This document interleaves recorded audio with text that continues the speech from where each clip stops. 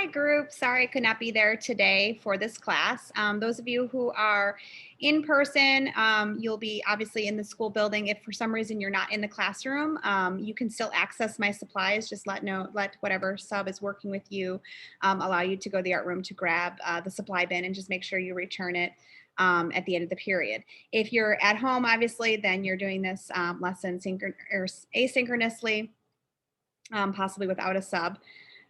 So we'll just go ahead and I'll just take you through everything today. There's gonna be two parts. We're gonna do part one right now, which is gonna be leading up to artist check-in number 5. And then we'll do part 2, which will be a separate video, which will lead us up to artist check-in number 6. And you're gonna get both artist check-in number 5 and 6 done today.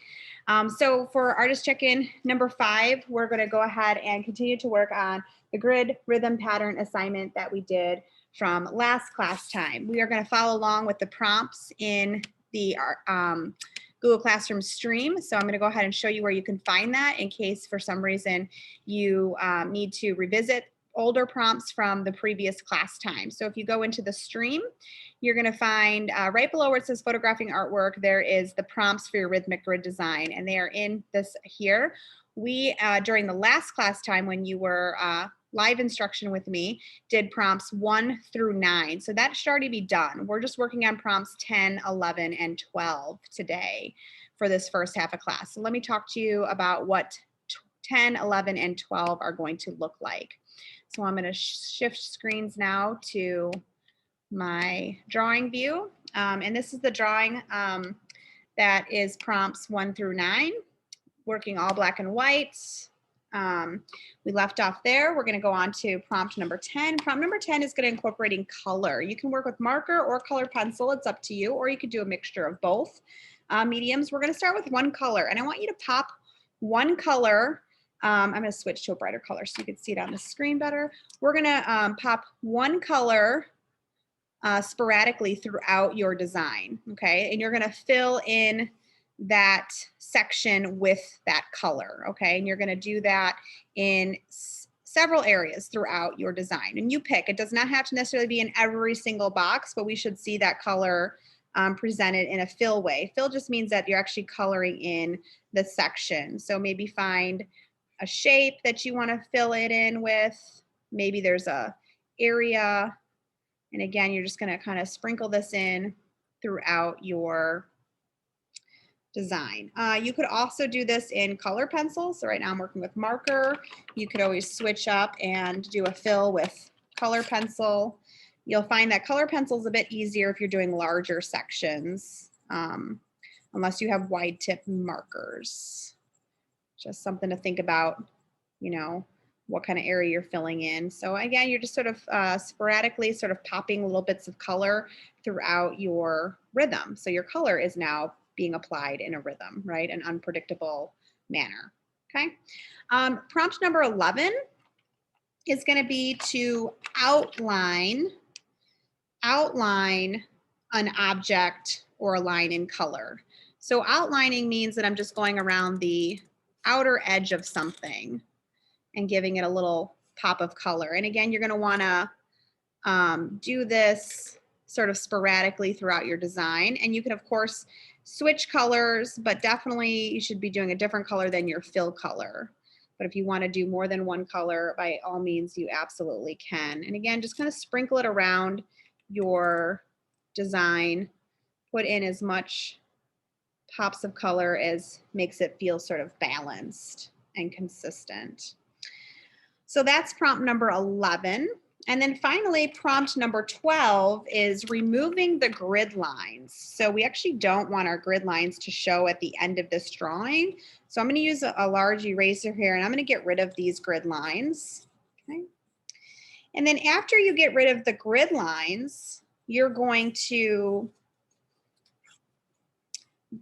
add any additional elements of your choosing. Okay, so what you could do is you could go back through that prompt list again, and you could add more elements with the prompt list. You could just go back to one of them and maybe add it, or maybe you have a new idea of what you want to do. So in addition to erasing the grid lines, I want you to add another element, at least one more element of your choosing to your design. And of course, you can do more than that. In my other period classes, I actually went through all of the prompts one more time. So I ended up having 24 different elements in my design. So again, that's kind of up to you in this final drawing, but again, the prompt number 12 is going to be to create one more element of your choosing. So let's review. Prompt 10, filling in things with color. So find areas that you can fill in with color.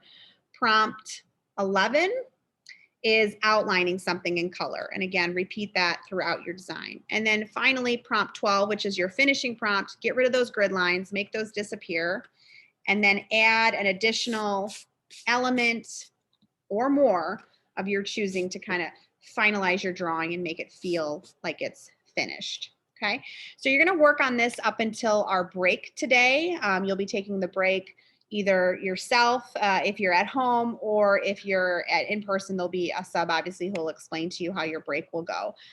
Before you head out for the break, you do need to complete the artist check-in number 5. So I'm going to share that with you right now, so you know what that looks like. So we're going to go back into Google Classroom. We're going to go into classwork, and you're going to see artist check-in number 5 is posted. So this is for the first half of class.